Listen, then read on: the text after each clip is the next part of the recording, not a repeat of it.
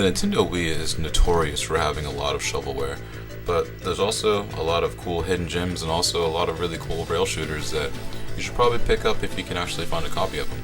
And today I want to cover 3 more of those if you've been following the previous entries of the series. So in case you couldn't tell, I'm DJ Sketch, and we're going to look at 3 more rail shooters on the Nintendo Wii that you should try.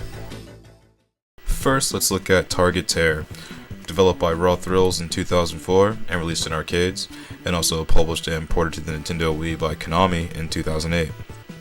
You know, I thought for the longest time that this was a sequel of the Lethal Enforcer series, especially seeing Konami's name attached to it, but it actually turns out it's one of Raw Thrills' very first games. And it's if you thought I've heard that name before, it's the same people that put out the Big Buck HD and the Big Buck Wild games, just if you need a point of reference. But the objective is pretty simple. All you have to do is go around and kill the terrorist and save the motherfucking day, yeah! Going through 10 stages of airports, bridges, and the desert. Pretty much combo and outgun in a numerous amount of missions. The animations are pretty cheesy, I will go ahead and say that much now, but it kind of adds to the charm, which is again why I always thought this was part of the Lethal Enforcers canon, because it looks very similar stylistically.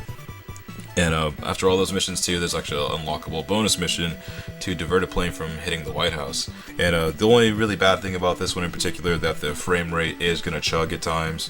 Why that is, I'm not exactly sure, because it's not exactly pushing the Nintendo Wii whatsoever. But still, at the same time, it's definitely campy and silly enough to where you can definitely get at least a good few laughs out of it.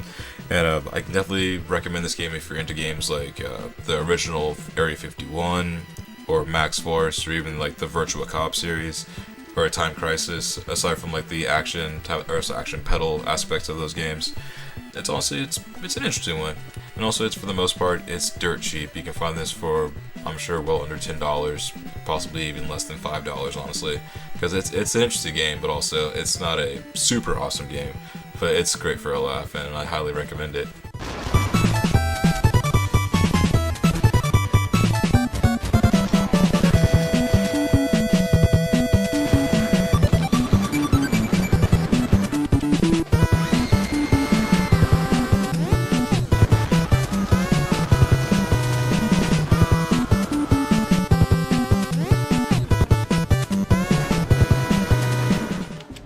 And next up we have Resident Evil Darkside Chronicles, published and released by Capcom in 2009.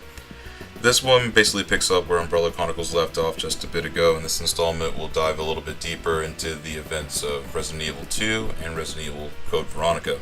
You even have some Resident Evil 5-ish backgrounds in a few places kind of sprinkled in the mix as well. And actually, funny enough, there's actually coincidentally 2 games that have 2 of the main protagonists where they're the same, with the exception of Jack Krauser as a character you can pick as well.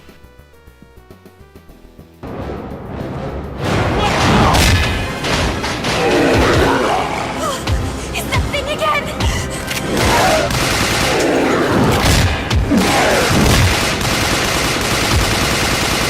What do we do?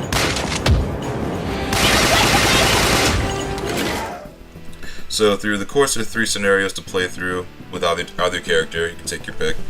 It's gonna give you a new perspective of how the events went down in the canon Resident Evil games, mainly 2 in Code Veronica in question, but this one in particular. And honestly, just actually being able to shoot through things and actually having a really good, really well-made rail shooter tied into the Resident Evil lore. This one, honestly, I say, is arguably better than Umbrella Chronicles, but quite frankly, it goes down to preference. It depends on what era of Resident Evil you like to play through. But all the same, this is honestly a must-have, especially if you have a Wii and are a Resident Evil fan. This is honestly one of the best games you could possibly have in your collection. Or if you just like rail shooters in general, this one you totally cannot go wrong with. Especially have a bud to bring along on the journey, you'll have a great time with this one. Highly recommended, and also not expensive.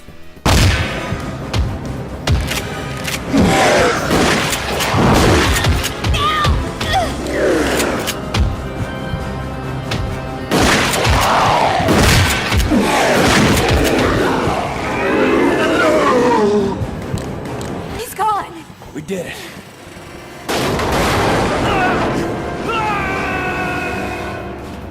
Leon! And last but certainly not least, we have House of the Dead 2 and 3 Returns, published and released by Sega in March 2008. This one is pretty self-explanatory. It's a home port of the arcade cabinets of House of the Dead 2 and 3, ported to the Wii. And both of these, they're pretty tight to play, I will definitely say that much. But there's one small thing that honestly kind of dampens the experience a little bit for both, and it's a credit cap. You start out with 5 credits on both games to go through the entire game, and if you've ever played the original House of the Dead, you know that's a pretty tall order. If you can do that, that's awesome. But for the most part, like the rest of us, you're going to be dying constantly, especially if it's not a game that you're familiar with, House of the Dead 2 and 3 especially, in this case. But the thing is, through multiple playthroughs, you get 1 more credit or 2 more credits and 1 more life torch. But even still, that this game, both of these games actually, are pretty tough. Actually, these out of the 3 games we featured in today's video, this one is by far the hardest. And though there's a reason I can look past it, because the base weapon in House of the Dead 3 is a shotgun, and you just laid waste to like pretty much anything that comes in front of you. So like that part's pretty tight. But still, at the same time, like with the whole level cap system and the credit cap system, it's one of those games that like forces you to get good, otherwise you're not going to see very much of the game. But still, at the same time, even with all that aside, there's not really much as far as like frame rate issues or anything of that sort. But even though it was, as far as like when reviews came out for this, like people were saying like, dude, this is kind of difficult, like there shouldn't have been a cap on this, which I can totally agree with. But still, at the same time, it's a lot of fun. It's tough, but it is very fun.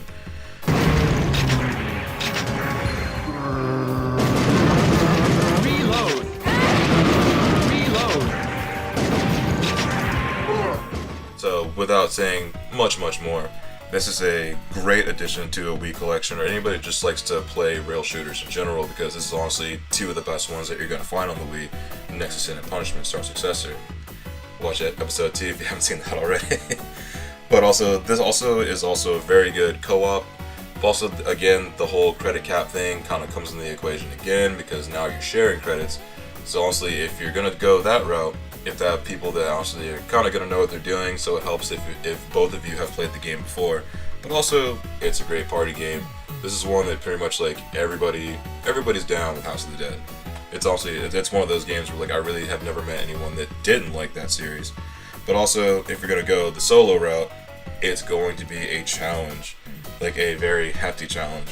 But also at the same time, it's a great game to waste a few days, if not several nights on, trying to get through and plow through the campaign. So honestly, if you can find this one laying around, I see this up in shops all the time now. And again, this is also a cheap one. It's also at most maybe 10, 15 bucks for probably even a sealed copy. So if you see it out in your local shop, or you just want to go get a Christmas gift online for yourself, check this one out if you have a Wii. House of the Dead 2 and 3 Returns. It's honestly not a bad addition to have.